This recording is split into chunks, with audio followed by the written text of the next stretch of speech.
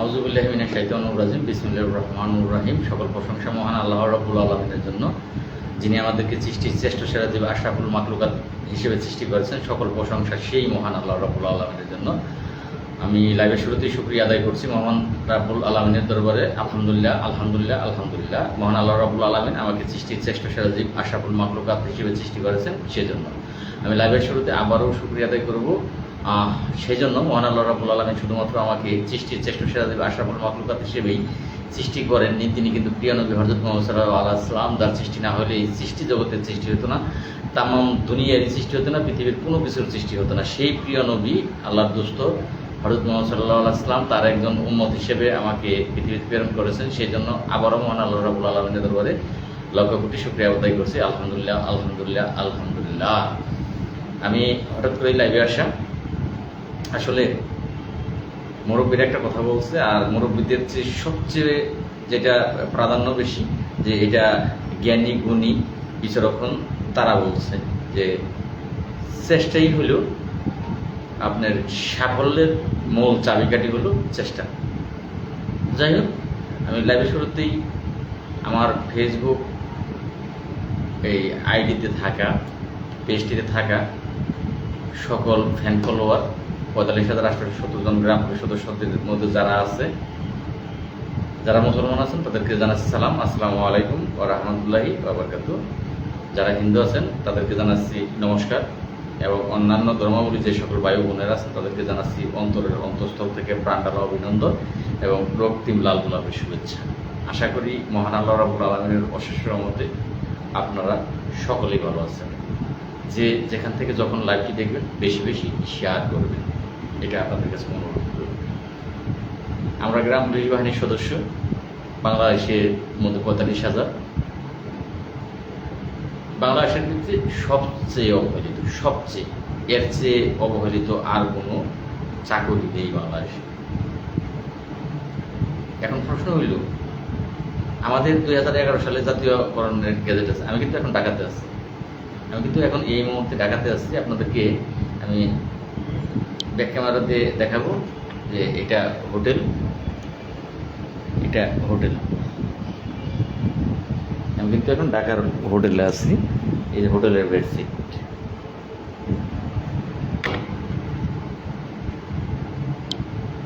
চেষ্টা করতে হবে, কি হবে কি হবে না সেটা পরের বিষয়, কিন্তু চেষ্টা করতে হবে যে কোনো কাজে। আলহামদুলিল্লাহ ভাই, আমি ভালো আছি। আপনারা কেমন আছেন ভাই? যে কোনো কাজে চেষ্টা করতে হবে। আপনি চেষ্টাই যদি না করেন তাহলে আপনি কী করে আশা করবেন? কারণ আপনার ভিতরে আপনার তো চেষ্টাই নাই, আপনি আশা করতেছেন। আমি তো চেষ্টা করি। এখন বলবেন যে এই বলেন হয় না, বলেন হয় না। আমি তো চেষ্টা করে বলি যে ভাই হয় না, সেটা পরের বিষয়, কিন্তু আমি তো চেষ্টা করি। আমি তো চেষ্টা না করে কিন্তু ঘরে বসে থেকে আমি কিন্তু বলি না। আমি সবসময় চেষ্টা করি এবং বলি। হয় না সেটা আলাদা বিষয়, কারণ আমার চেষ্টার প্রয়োজন নাই। প্রকৃতি থাকলে, ব্যর্থতা থাকলে সেটা এক বাক্যে বলবো আপনাদের কারণে হয় না, আপনাদের ব্যর্থতার কারণে হয় না। কারণ আমাকে ৫ কেজি মাংস দিয়েছেন পাকানোর জন্য।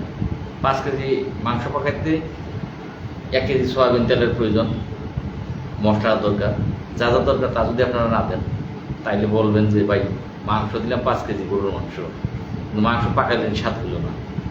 স্বাদ কী করে হবে? আপনার তো স্বাদের জন্য যা যা প্রয়োজন তা তো আপনি দিচ্ছেন না, কীভাবে পাকাবো? তো যাই হোক, বেশি বড় করবো না, ছোট্ট লাইভ করবো, অনলি ২০ মিনিটের, অনলি ২০ মিনিটের। যে এই যে আজকে মাত্র ৬,৫০০ টাকা বেতন, আপনারা ঘরে বসে থাকেন, আপনাদের সাহস নাই আপনারা জাতীয়করণ চান, আপনাদের বিন্দু পরিমাণে সাহস নাই। পোস্ট করলে সেই পোস্টে প্রতিবাদ পর্যন্ত আপনারা করতে পারেন না। পোস্ট করি আমি, গ্রেপ্তার হলে আমি হব, যা হইবার আমি হব, সেই পোস্টার ভিতরে আপনারা প্রতিবাদ করবেন। প্রতিবাদ করার সাহস আল্লাহ আপনাদেরকে দেয়নি। আপনারা চান জাতীয় বেতন স্কিম, আপনারা চান চাকরিটা সরকারি হোক, কিন্তু এই যে পোস্ট করি, পোস্টার মধ্যে যে একটা প্রতিবাদ করবেন, সেই প্রতিবাদের সাহসটা আপনাদের মনের ভিতরে থাকে না, নেই। অনেক কষ্ট মনের ভিতরে ভাই। মানে আপনারা ঘরে বসে থাকবেন, জাতীয়করণ ঘরে নিয়ে আপনার ইউনুস আর টাইকে দিয়ে আসবো, ডিসি স্যার ইউনুস আর টাইকে নিয়ে দিয়ে আসবো যে লাল মিয়া ঘুমের থেকে উঠেন লাল মিয়া ভাই, আমি ইউনুস স্যার আসছি, আপনার চাকরিটা জাতীয়করণ হয়ে গেছে, যে চিঠিটা দিতে আসছি নেন একটু। এটাই ইউনুস স্যার তো তার দায়িত্ব, তার ঠেকা হয়ে গেছে, এই সরকারের ঠেকা হয়ে গেছে, আপনার চাকরিটা জাতীয় বেতন স্কিল কইরা নিয়ে আপনার ঘরে টাইকে দরজায় ঢুকাইব যে এই কুদ্দুস সাহেব উঠেন, ঘুমের থেকে উঠেন, আপনার চাকরি জাতীয়করণ হয়ে গেছে, আসেন একটা মিষ্টি খাওয়া যান আমার, আর চিঠিটা নিয়ে যান। আলহামদুলিল্লাহ ভাই ভালো আছে। তো আপনারা এই জাতীয়করণের চাকরি চান, কিন্তু মনে করি সাহস নাই, ভীতু। জাতীয়করণ চান, 100 টাকা 200 টাকা দিবেন, সেটা দিয়ে দৌড়াবো, চেষ্টা করব। আপনি তো ঘরে বউ নিয়ে ঘুমাইবেন রাত্রে, আমি দৌড়াবো, কিন্তু 100 টাকা 200 টাকা দিতে গেলে সমালোচনা করবেন। আসলে এক্সট্রিমলি সরি, ক্ষমা করবেন, ক্ষমা সুন্দর দৃষ্টি দেখবেন। এই দোষটা আপনাদেরও না, গ্রাম পুলিশের মধ্যে কিছু মীর জাফর আছে। আমার আব্দুল গফুর ভাই বলেছেন আপনার কথা সত্য। আমার জুয়েল রানা ভাই লিখেছেন কেমন আছে, আলহামদুলিল্লাহ ভাই, ধন্যবাদ ভাই। আমার নীরব বিশ্বাস ভাই লিখেছেন কেমন আছেন, আলহামদুলিল্লাহ ভাই। তো আসলে আপনাদের মন চায় যে গরুর মাংস দিয়ে ভাত খাই, মন চায় যে ইলিশ মাছ খাই।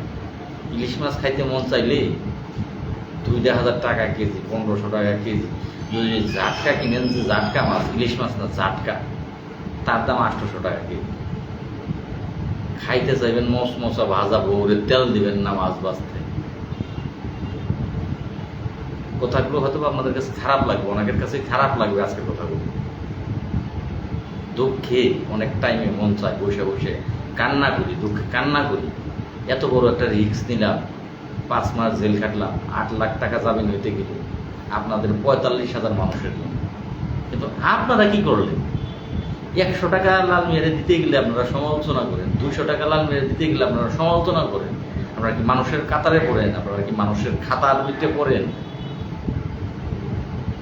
এই আপনাদের জন্য 6,500 টাকা। মনিরুল ভাই একটা কমেন্ট করছেন, দেখতে পারলাম না ভাই, চলে গেল। যাই হোক, এই আপনাদের জন্য 5টা মাস জেল কাটছি, 5টা মাস। বিশ্বাস, মানুষ যদি আপনার যদি আমার কথাকে বিশ্বাস না করেন, পৃথিবীর সমস্ত কিছু দিয়েও আপনাকে বিশ্বাস করানো যাবে না।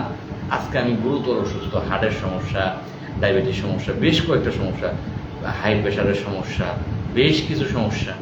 এই সমস্যাগুলো কাদের জন্য জানেন? আপনাদের জন্য। আপনাদের জন্য 43 দিন, আওয়ামী লীগ সরকারের সময় 43 দিন ঢাকার বুকে প্রচণ্ড গরমের মধ্যে, তখন 43-44 ডিগ্রি সেলসিয়াস তাপমাত্রা, ঢাকায় 43 দিন বসেছিলাম। ওই 43 দিন এবং পরবর্তী যে 6 দিন যে কষ্টটা করেছি, সেই কষ্টে আমার হার্টের সমস্যা হয়েছে, আমার ডায়াবেটিসের সমস্যা হয়েছে, আমার বিভিন্ন সমস্যা হয়েছে, রোগ হয়েছে। কাদের জন্য জানেন? আপনাদের 45,000 মানুষের জন্য। কিন্তু আপনারা আমাকে চিনলেন না, বুঝলেন না। আমার মনের কষ্টগুলো আপনাদেরকে আমি বুঝাতে পারলাম। আমাকে চিনলেন না আপনারা, তো ফটালো সেই জায়গায়। ধন্যবাদ কৃষ্ণ। খুব কষ্ট লাগে লাল ভাই কর্মবিরতি আন্দোলনের টাইম। ভাই এই যে বলেন জুয়েল রানা ভাই, অসংখ্য ধন্যবাদ আপনাকে ভাই। আমি কর্মবিরতিটা একটা আমি দেবো, হয়তো বা অনেকেই মানবেন বা মানবেন না। গ্রেপ্তারটা হলে আমি লাল মিয়া হব, বেনিফিটটা পেলে 45,000 লোক পাইবে। আর পাশাতে বাসটা গেলে লাল মিয়ার যাবে।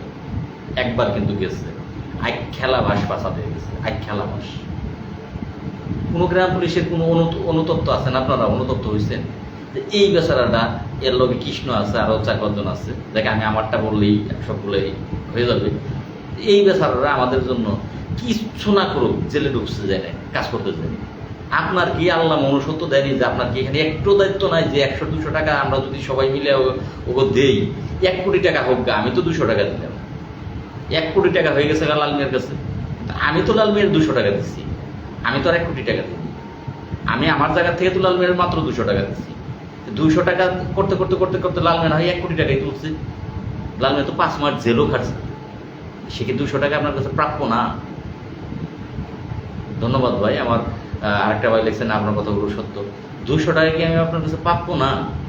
আমি লাল মিয়া কি প্রাপ্য না?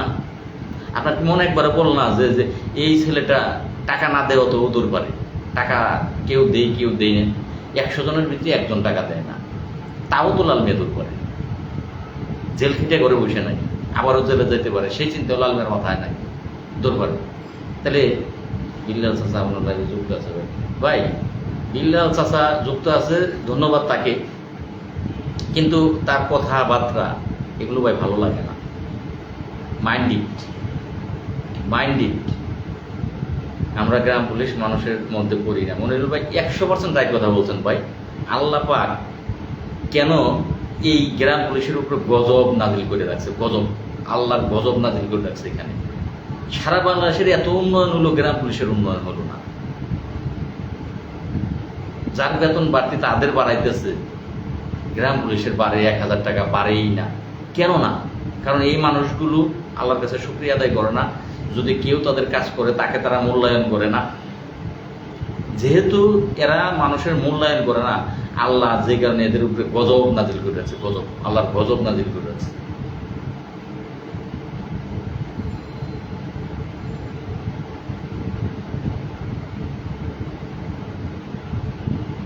আমার একটি ভাই লেখছেন আজম এমডি আজম মল্লিক ভাই, মালু জাতের কারণে আজ আমাদের এই অবস্থা। 10 টাকা চাইলে 10 রকমের মন্তব্য, যা 2 কাপ চা। আমরা গ্রাম পুলিশ লাল মিয়া ভাই, সিরাজগঞ্জ তারাজ থেকে গ্রাম পুলিশ আজম। হ্যাঁ আজম ভাই, কথা রাইট। তবে ভাই যাই হোক, যেটা বলছেন, একটা ভাষা বলছেন মালু জাত, আসলে এইটা আমরা আমাদের এখানে হিন্দুদেরকে বুঝাই, তো এটা ওইভাবে বলেন না ভাই, এই কারণেই বলেন না। কৃষ্ণ কিন্তু একটা হিন্দু ছেলে। মালু জাতের যেহেতু আমার মুসলিম জাত আমি খারাপ আরো বেশি দেখি রে ভাই এখানে। উজ্জ্বল খান তিনি তো মুসলিম একটা জাতি, মুসলমান। তারপরে এই যে বিল্লাল ভাই লাইভে আছে, সেও তো মুসলমান নাকি? নাসের সাহেব সেও তো মুসলমান নাকি? কমান্ডার মুস্তফা কামাল সেও তো মুসলমান নাকি? মালু জাত তো এখানে কমই আছে ভাই। এই যেমন হিন্দুরাই মালু বললেন, আমরাও বলি মালু বলি। তো এই যে কৃষ্ণ, সে তো হিন্দু, দেখেন তো তার চরিত্রটা, তাকে দেখেন তো।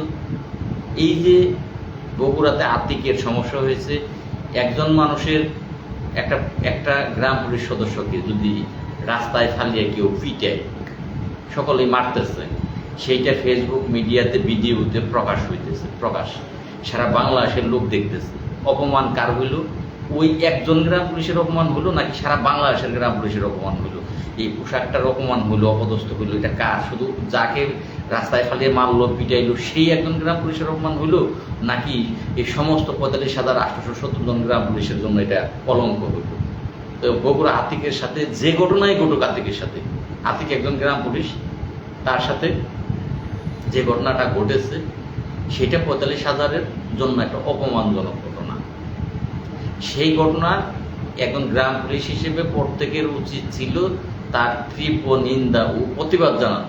যদি আতিক অপরাধ করে থাকে সেটা আইনগতভাবে আতিকের বিচার করবে, কিন্তু আমরা আতিকের বিপক্ষে গিয়ে আমরা কিন্তু দাঁড়াইতে পারি না। আমরা যাই আতিকের বিপক্ষে দাঁড়াইতে পারি না।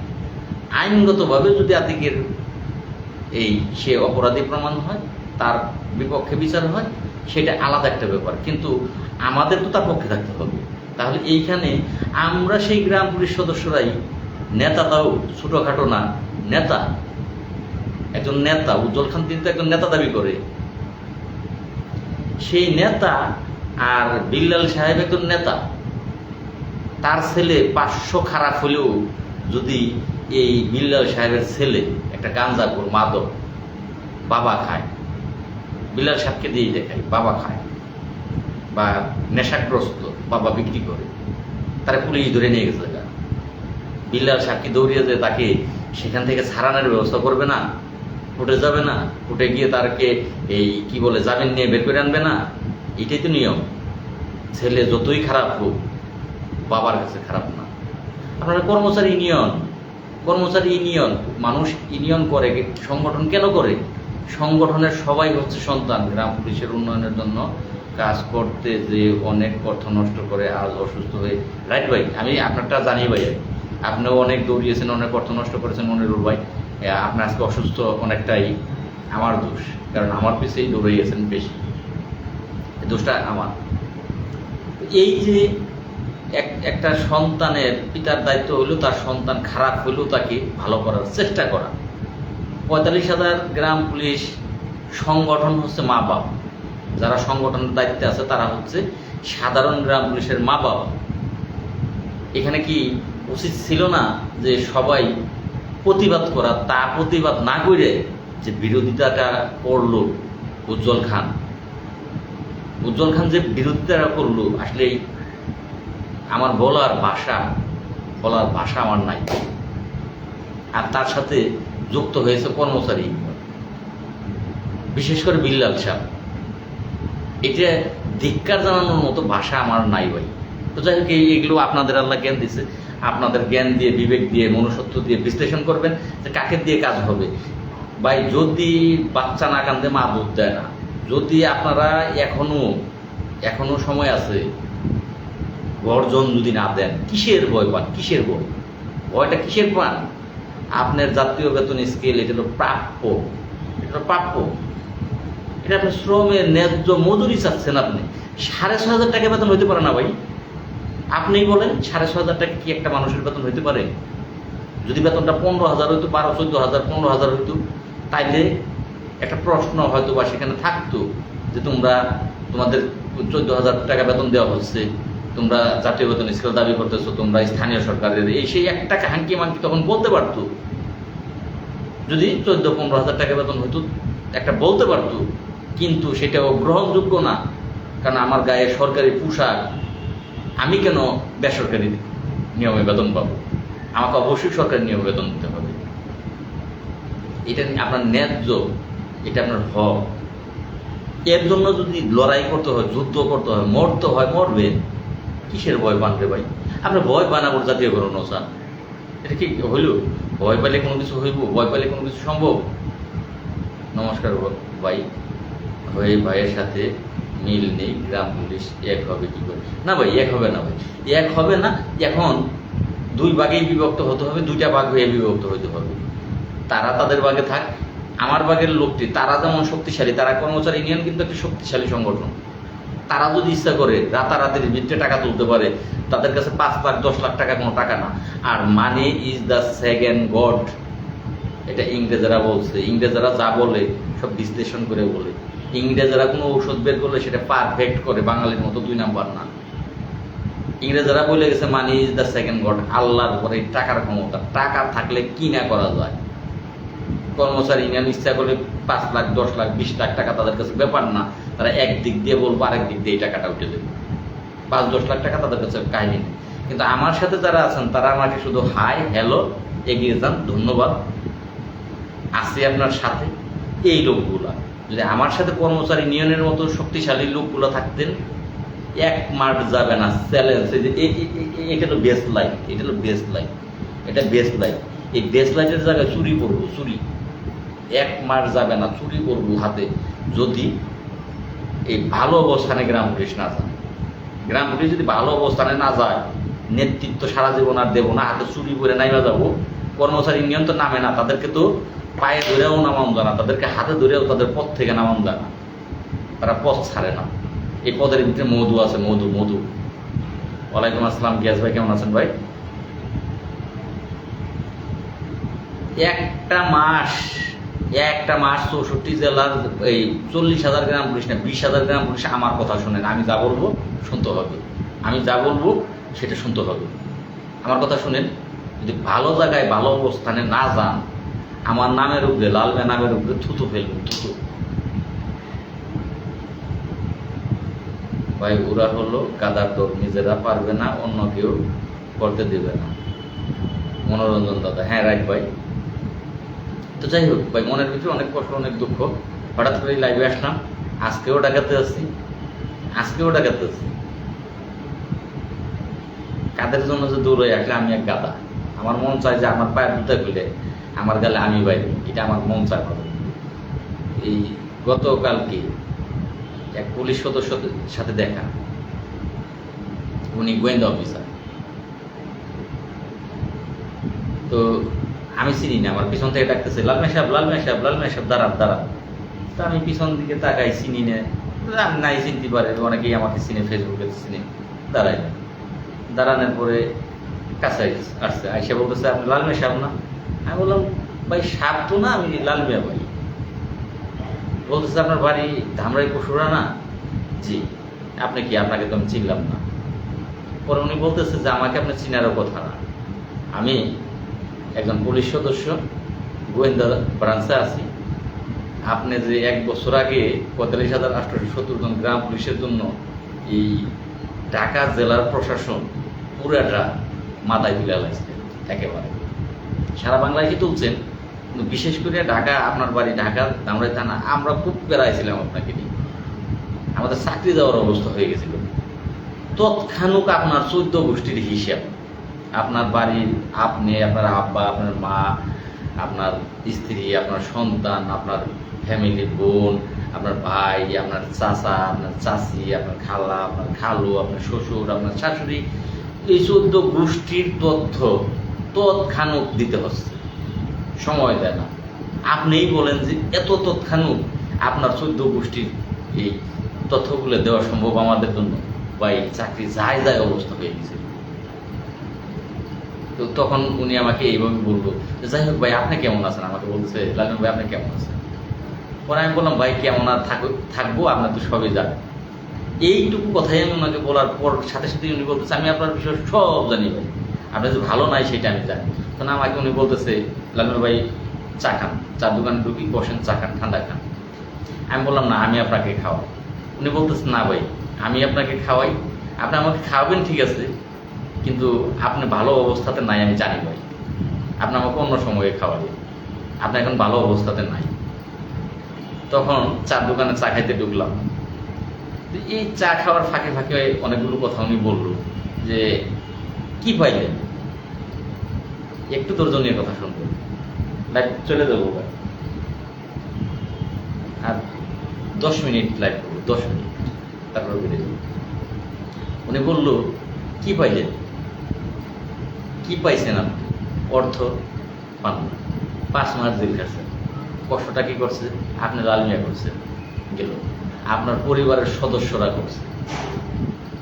আপনার স্ত্রী প্রেগনেন্ট ছিল, উনি জানেন, বলতেছে আপনার স্ত্রী প্রেগনেন্ট ছিল, তখন 5 মাসের, 5.5 মাস 6 মাসের গর্ভবতী ছিল। আপনি সেই গর্ভবতী স্ত্রীকে রেখে এই কাজে গেছেন, মানুষের কাছে গেছেন। ভালো, আপনি মস্ত বড় কি বলে দানবী, ওনার ভাষায় বললো আপনি দানবী মস্ত বড়, কিন্তু আপনার স্ত্রীকে গর্ভবতী রেখে আপনি মানুষের কাছে গেছেন। আপনি ওইখানে জেলে কষ্ট করছেন, আর আপনার স্ত্রী এখানে কষ্ট করছে, আপনার বাড়ির প্রত্যেকটা মানুষ কষ্ট করছে। আপনার যথেষ্ট পরিমাণ টাকা গেছে, টাকার অঙ্কটা উনি জানে না, বলে নেই, বলছে যথেষ্ট পরিমাণ গেছে। আপনার 2-1টা মামলা হয় না, 5-6টা মামলা হয়েছে, বড় অঙ্কের, বিগ অঙ্কের টাকা আপনার গেছে। সমস্ত কষ্ট করছেন আপনি, আপনার পরিবার, কি পাইছেন আপনি? পরে আমি কথা বলি না, আমি বলি ভাই আসলে কি বলার আছে। পরে উনি বলতেছে আচ্ছা আমি জানি যে আপনার গ্রাম পুলিশের বেতন তো 1000 টাকা বাড়ছে, আপনারা কয় টাকা দিচ্ছে? পরে আমি বললাম এখনো পায় নাই ভাই, সবাই পায় নাই, 2-1টা জেলায় 2-1টা থানায় পাইছে। পাইলেই কি আপনি ভাবছেন যে আপনাদের টাকা দিব, তারা বেতন পাইলেই আপনারা টাকা দিব? তাই ভাবতেছেন? এখনো তাই ভাববেন আপনি? সময় আছে, ভালো হয়ে যান। আপনার পরিবারের জন্য কাজ করেন, নিজের জন্য ভাবেন, আপনার পরিবারের জন্য ভাবেন। যাদের জন্য ভাবতেছেন বেতন 1000 না, বেতন যদি জাতীয় বেতন স্কেল হয়ে যায় আপনার একটা ধন্যবাদ দিব। আমি তো আপনার ডাক দিই না চা বসিয়ে চা খাওয়াইলেন, লাস্টে এই কথাটা উনি বলতেছে, আমি তো আপনার ডাক দিই না চা খাওয়াইলেন, আপনি আমার কোনো উপকার করেননি, বরং আমার ক্ষতি করছেন। আপনার জন্য আমি খুব পেরেশানি দিতেছিলাম, আমার চাকরি যা যায় অবস্থা, তারপরও আপনার ডাকে এনে চা খাওয়াইলেন, আরও কি খাইবেন খান, আরও কি খাইবেন খান। কিন্তু আপনি যাদের জন্য দৌড়াইতেছেন, যাদের জন্য কষ্ট করতেছেন, যদি জাতীয় বেতন স্কেল সেইটাও দিয়ে দেয়, ধরেন বেতন 15,000 টাকা বা 20,000 টাকা হয়ে গেল, কিছু গ্রাম পুলিশ আছে আপনার ধন্যবাদ দিব, কিছু আছে কইগুলো আলমে ভাইয়ের মতো মানুষ হয় না, সারা জীবন তার জন্য দোয়া রইল, নামাজ পড়ে দোয়া করুন। কিছু গ্রাম পুলিশ কিছু টাকা আপনাদের দিব, তারপরও আপনার বিরোধিতার গ্রাম পুলিশের অভাব থাকবো না, বলবো কি দিছে, সরকার দিছে, এমনিই হয়েছে, লাল মিয়া কি এখানে। এখনো সময় আছে ভাই, ভালো হয়ে যান, পরিবারের জন্য কাজ করেন। লাস্টে তারে আমি একটা কথা বলে উঠে গেছি, বললাম যে ভাই 6,500 টাকা বেতন, এটা কি সঠিক কিনা? না, এটা সঠিক না, এটা সঠিক না। এই যে জাতীয় বেতন স্কেল, সেটা গ্যাজেটে আছে, 9 সালের গ্যাজেটে আছে, 11 সালের গ্যাজেটে আছে। গ্যাজেট করছে কি? উনি উত্তর, ওনার মুখ দিয়ে আমি উত্তর পাই করছি। উনি বলছে বাংলাদেশ সরকার করছে। হাইকোর্টে রিপিটিশন মামলা করছি, রায় আমার পক্ষে দিচ্ছে, বাদে আমি ভাই লাল মিয়া দাদাস বাংলাদেশ, রায় আমার পক্ষে দিচ্ছে, রাষ্ট্রপক্ষ আপিল করছে। তাহলে আমার জাতীয় বেতন স্কেলের দাবিটা এটা সঠিক কিনা? উনি বললো হ্যাঁ লাল মিয়া সাহেব, এটা সঠিক। তখন আমি ওনারা বললাম, ভাই সঠিক কাজের জন্য আমি যদি মৃত্যুবরণ করি তাহলে ভাই আমার কোনো আফসোস নাই, দুঃখ নেই। লাস্টে উনি বলে উঠে গেলো যে আপনি একটা পাগল, আপনার আর বলার কিছু নাই আমার।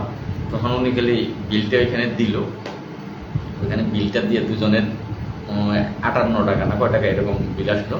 তো এই বিলটা উনি দিল, মনে অনেক কষ্ট করে ভাই। বিলটা উনি দিল দিয়ে উনি বললো যে ঠিক আছে ভাই, ভালো থাকেন, দোয়া করি আপনার জন্য, তারপরেও আল্লাহ যেন আপনার সব আপনার পরিবারকে ভালো রাখে ইনশাল্লাহ। তো বিদায়, তো চলে গেল। তো কি বলবেন বলেন ভাই, কি বলার আছে বলেন? যে মানুষেরা এই এত কিছু করার পরও শুধু লাভের চিন্তা করে যে জাতীয় বেতন স্কেল, জাতীয় বেতন স্কেল, জাতীয় বেতন স্কেলটা করার জন্য যে দরজা করতেছে, তারে 100-200 টাকা দিতে গেলে হাজারটা সমালোচনা। আমি বারবার বলি, কৃষ্ণ বা আমার যারাই বলে যে একতা নাই, একতা নাই, এইটাও বড় কথা না ভাই। ওদের গ্রুপে যদি 500 লোক থাকে, আমার গ্রুপে কি 200 নাই? ওদের গ্রুপে যদি 30,000 থাকে, আমার গ্রুপে কি 10,000 নাই? আমার 10,000 আমারে দেন, ওদেরটা আমার দরকার নেই।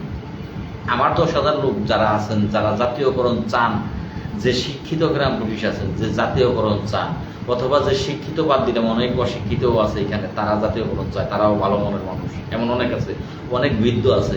আমার বাকির যে লোক আছেন, এইটি বাইরে হয়ে আসেন দেখি, এইটি যদি আমার সহযোগিতা করে, না আমার এই আমি চলতে সমস্যা, না আমার মামলা চালাইতে সমস্যা, না আপনাদের গ্রাম পুলিশের মামলা চালাইতে সমস্যা, না জাতীয় বেতন স্কেল আনতে সমস্যা, কোনোটাই সমস্যা না, ভালো পজিশনে চলে যাব।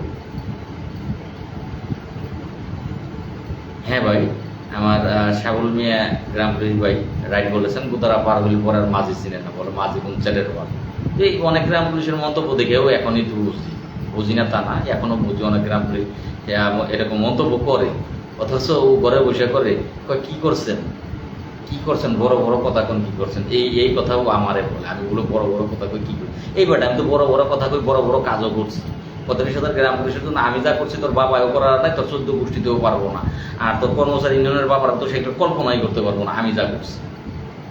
অথচ তো এই কথাটা বলে আল্লাহকে সেই জ্ঞানই দেয় নাই যে যাকে বলি সে তো তার ক্ষমতায় যতটুকু আছে সবটুকু সে দিচ্ছে, তার কাছ থেকে আর কিছু তার এমন না যে সে স্বাক্ষর দিলে জাতীয়করণ হয়ে যাবে।